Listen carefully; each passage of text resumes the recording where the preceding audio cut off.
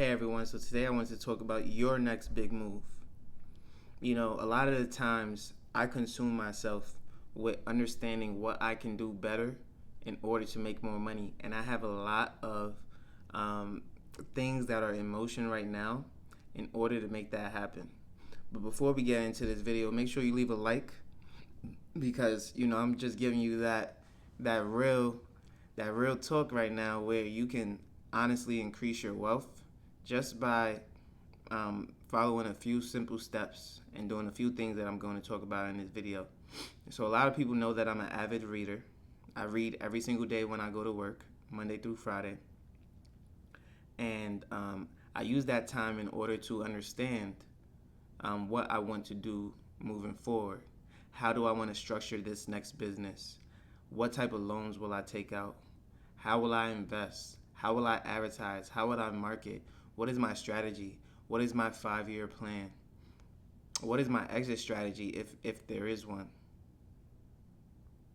In order to understand these things that I just said to you, you have to have some inkling of what you're looking to make. What are you projecting to make? In fact, that should be the last thing that you think about, but it should be something that is on your mind. Not top of mind, but on your mind.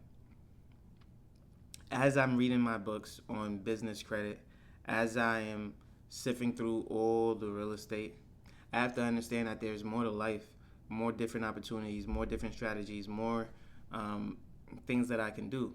I'm not someone who's big on marketing and advertising. In fact, I don't like to advertise. I actually went to an advertising high school, and I don't like to advertise. It's fun once you're there. I like to perform. I like to shake hands. I like to let people know, hey, this is good for you. Here's what you need. But I don't want to do the advertising. I'll market it, but I don't want to advertise it. There's a big difference. All right. So here's the thing. When you're marketing, you're going out every single day and saying, hey, this is the product. This is why it works. When you're advertising, you're essentially showing off this product in a way that is going to catch a lot of eyeballs, so when you get a marketing budget, there's an advertising component to it that you want to adhere to. Now, a lot of people are probably saying, what is a marketing budget and how does that apply to your business? Well, a marketing budget is money that is set aside through hopefully your revenue that you would use in order to appeal to more client staff and actually find a target market, if any. What is a target market? A target market is a group of individuals, whether black, white, Hispanic, or Latino, and definitely an age range, whether 10 to 20 or 30 to 40 or 60 and older, that you target, that you know is going to fit your niche. For example, wheelchairs. It could be any age range, right? Anybody may need them, but what type of people need them, and how do you market towards that demographic, market towards that population? How do you advertise? How do you use the advertising component of that in order to get them to want your seats rather than others? All of that comes into play. But again, not to get off topic, I really want you to understand that you understand the marketing part, you understand the advertising component of it, you understand that the business itself can only use a certain amount of its revenue in order to sustain this. Then you have your labor budgets, then you have other components, which is, of course, your profits and your savings. And if you have a big company, you got insurance and other fees associated with your business. With that being said, there's a lot that goes into running a business. You have to choose what type of business you want to run, which I believe is the actual hardest part of the business.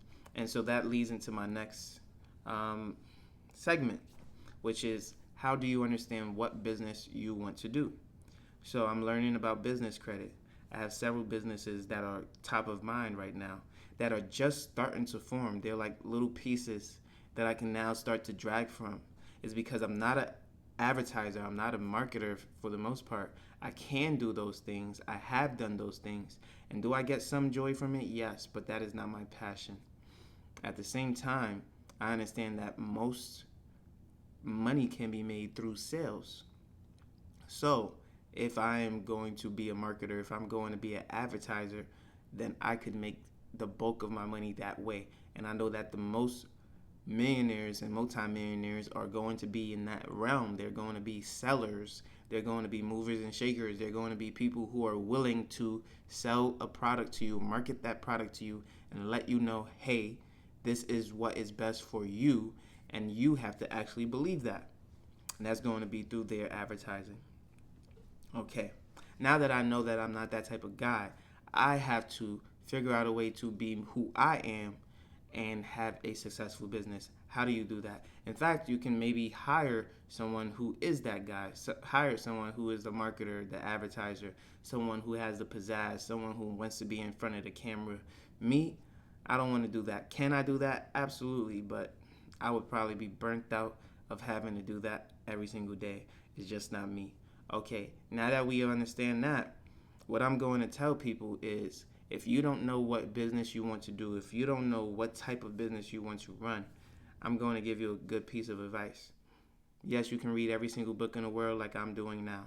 Yes, you can have a lot of information, a lot of knowledge that you've gathered over the years, whether it's from YouTube, whether it's from real life experience, whether it's from a book, whether it's from your teachers and colleagues and friends. Expand your nest. You have to be that bird that is willing to drop from the nest and learn how to fly. The more people that you get around, the more people you interact with, you'll soon enough realize that, hey, you're actually going to be able to get knowledge and gain knowledge from other people. I just spoke to this lady from an African business that I just went to visit, and she was ready to offer me not only a position, but then offer me her store because she's looking to have somebody who would be able to run this. And I think she saw something in me. So when I called her after she gave me her number, that's where the conversation starts, right? By having information that they don't have, by giving them knowledge that they didn't have prior, this allows you to now have a sense of, oh, this person has something that I don't have. You offer knowledge, therefore I want it, right? I didn't come off as arrogant. I didn't come off as someone who just knew everything and didn't want to learn anything. But I came off as someone who was willing to give you some free advice. They didn't ask you for anything at all. And now an opportunity has opened up for me. Do I want it? Not necessarily. I've been in the restaurant industry for a long time, and that's not necessarily where I want to go back.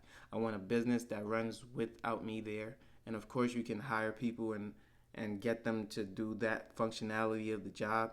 But then I do feel like it's something that you have to manage until you are able to scale to a much bigger volume. And right now, I believe a much bigger volume is about at least 4 stores. And until you get to 4 stores, it'll be hard to manage. So will I go into the restaurant industry? Probably. But it's going to take a lot of capital for me to at least get 4 to 5 stores before I would ever dare to enter the restaurant industry.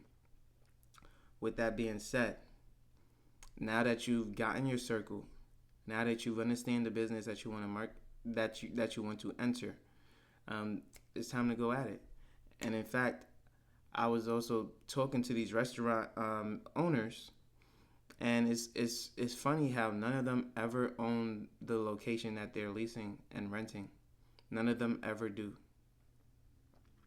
I think that is a unique situation for me because I believe that there are going to be pockets that you can now enter and buy up different restaurants in different locations, especially when there's a downturn in the economy like what is going on soon enough.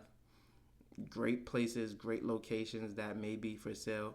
You might have to pay a little bit of a premium, but go ahead and snatch those up. See if they're willing to sell. See if they're willing to let it go. A lot of the times, you can't wait for a downturn in the market with these. because it really depends on how old these people are. They're not really doing anything.